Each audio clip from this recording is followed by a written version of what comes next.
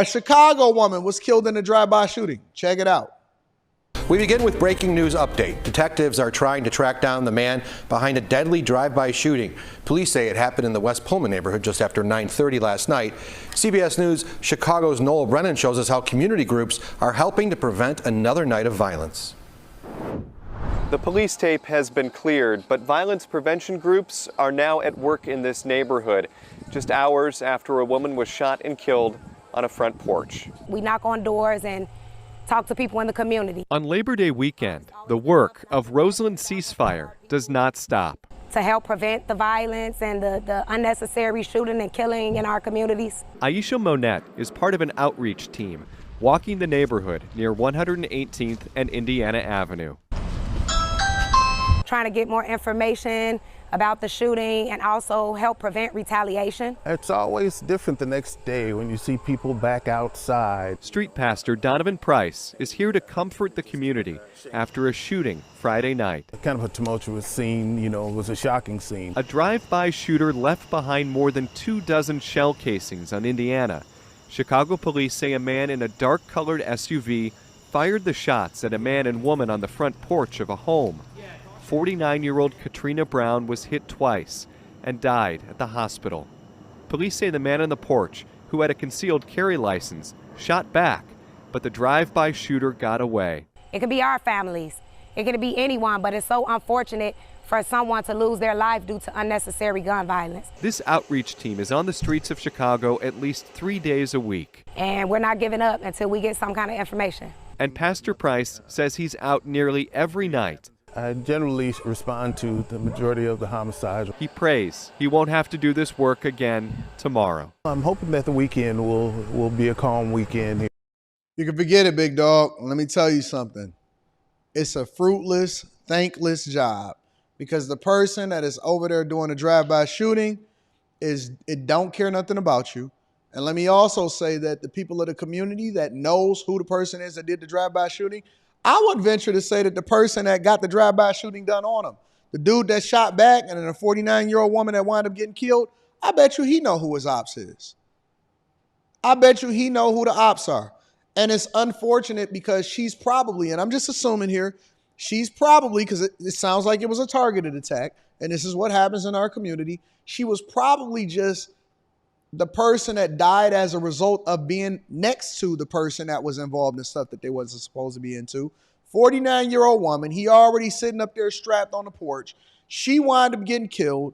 He know probably who the ops are. The whole neighborhood know who the ops are. They canvass in the community, doing the same thing that the police officers, in which we know that Chicago is removing ShotSpotter. We know that they're $1 billion in the deficit. We also know that they're down over 2,000 police officers. And we know that they have no clue on who did this, but everybody in the community does. But they're not going to go ahead and turn this person in. And so as a result, they're going to sit and blame the man. They're going to blame the system. They're going to blame white people. They're going to blame systematic oppression. They're going to blame everybody that they can blame. But we know how to fix our own communities. We know who the killers and the dealers are, and we refuse to turn them in. So this is the residual effect that goes along with it. The only thing that I would say is the good people of the community, like this pastor right here, be careful. Be careful, big dog. That's what's happening over in Chicago. In addition to that, hotel workers nationwide is deciding that they want to strike at the absolute wrong time. Check it out. Tonight, some 10,000 hotel workers are walking off the job during the busy holiday weekend. From Greenwich, Connecticut to Boston, San Francisco, Seattle, and even in Hawaii. We want our share. The strike, expected to last up to 3 days in some cases, is affecting the Hyatt, Marriott, and Hilton chains. And workers organized by hospitality union Unite Here say they're fighting for higher pay, better staffing, and reduced workloads after months of stalled negotiations. Wait. Okay. Higher pay, better staffing. Okay, cool. You fighting for higher pay for your workers. You have the right to be able to unionize. More workers. Okay, you can't really tell people how to run their business, but we can figure that out. And a lower workload? Hold on, wait. You want more money, more people, and to work less. Anybody that's a part of the Bag Chasers or anybody that's a part of Stock Club and you seen me go through the hospitality industry, you seen me show you exactly how much debt that they have, the level of competition that they're facing, especially from the Airbnbs and the private people. And then also on top of that, the margins that they have, right? Higher pay. Okay, cool. You want your people to make more money. More workers. Okay. The union is incentivized to get that because the more workers that join the union, the higher the fees and the higher the dues, and they make more money. Okay. Less work? How do we get so lazy? And they doing it at the time where most companies are laying off. Okay. They didn't bring all of the migrants over here for no reason. Negotiations. American hotel chains made major cuts to services and staff during the pandemic. But now travel has rebounded. But the workers say they're still feeling the squeeze. The hotel industry has bounced back from the COVID era, right? They're seeing record profits now in 2024. He's using the same talking points as Biden and the UAW. He don't know what he's talking about. We need some of those profits so that we can actually be back at that standard of living and moving forward. These strikes may be the first of many, with the potential for more joining in other major cities in the days ahead. How do you think the guests, the travelers, will feel this? Well, in many hotels, I think you'll see limited services. So there may not be daily housekeeping. The pool or the gym or the spa may be closed while the guests are there. We reached out to the chains impacted. Only Hilton responded, saying they remain committed to negotiating in good faith to reach fair and reasonable agreements. Workers hope the major hotel brands will come back to the bargaining table soon and that they can get back to providing the experience travelers deserve. I would just fire them all. Okay, cool. Hey, Jesus, Miguel, Manuel, y'all ready to start working? Y'all ready? Yes, boss. Yes, boss. Yes, boss. That's all you hear from people that are foreign workers. Yes, boss. Yes, boss. Hey, man, what y'all doing over there? Yes, boss. Yes, boss. Anyways, so that's what's happening over at the hotel chains nationwide. They starting to strike. So if you traveling, be a little bit more careful about that. And then last but not least, this is an interesting story about a man that was rescued after he was abandoned on the trail by his coworkers. Check it out. Now to the man whose coworkers left him behind on a hiking outing, getting lost in a violent storm and surviving a harrowing night on the mountain there. Trevor Alt is here now with more on this story. Good morning, Trevor. Good morning, Gio. So this was just a brutal hike for this man in Colorado. He was lagging behind his coworkers climbing that mountain. They went back down without him, and when he got lost coming back, it took them hours before they finally reported him missing.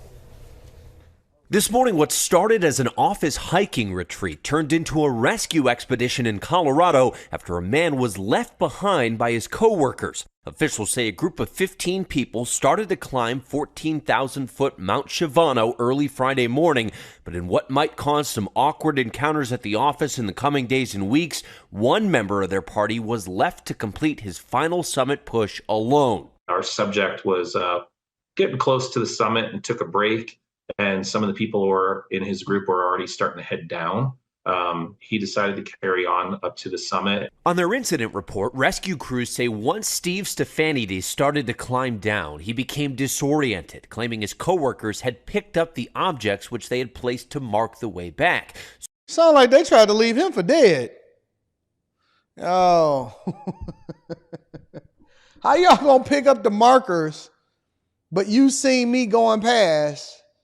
And then on my way back down, I don't know what the hell is going on. Sound like he must have buzzed down some chick, somebody's wife or something like that, because this sound like a setup. Honest to God, it sound like a setup. Soon lost, Stefanides pin-dropped his location to his coworkers, who told him he was going the wrong way, urging him to hike back up the mountain, which he did to reach the correct trailhead. Later, Stefanides set his location a second time, but then a strong storm swept through and he lost service just before 4 p.m. He need to get that new iPhone. You know, it's a satellite service. It's not interdependent on whatever it is that's happening on the ground. Got to get that new iPhone. Got to get that new iPhone. Hey, they told him, hey, go back up the mountain and go down the other trail. Hell no. His coworkers didn't report him missing until 9. He basically got kind of a little bit disoriented as to where the trail was. Stefanides spent the night stranded on that mountain, telling rescue crews he fell repeatedly and was eventually unable to get up. Being in those kind of cold, freezing Probably rain old, winds, too. It takes a toll on you. It wasn't until Saturday morning when the weather cleared that he thankfully regained cell service and called 911, allowing rescuers to finally zero in. All of the teams that were involved are all volunteer rescuers. It's tiring, but it's rewarding when we go out and find people and are able to reunite them with their loved ones. It's fantastic. Now, we know this man was taken to the hospital. We did reach out to him and his son. They directed us to the company, who in a statement tells us this was a charity hike, and they are grateful to the rescue crews for ensuring their colleague was returned safely. Definitely going to be a weird return to the office, though. It's time to find a new job. Your coworkers don't like you. See, I don't believe in doing expeditions with people that I don't like, or coworkers, or all of that stuff. Like, we can go to lunch together, but we not going on no Colorado hike. They seen that he was lagging behind and they just didn't mess with him anyway. So, you know what? Honestly, this sounds like a setup. They all went home and went to sleep. Dude was stuck up on a mountain overnight. Man, get out of here with that, dog. And thankfully, he had probably had an extra charger. You know what I'm saying? He was a little up there cold, little discombobulated, but see, he learned a valuable lesson this time. No new friends. They don't give a F about you. They don't care nothing about you. And if he don't go back and he don't start raising some hell in some type of way, yo, I'm suing the company, something happening, then he a sucker.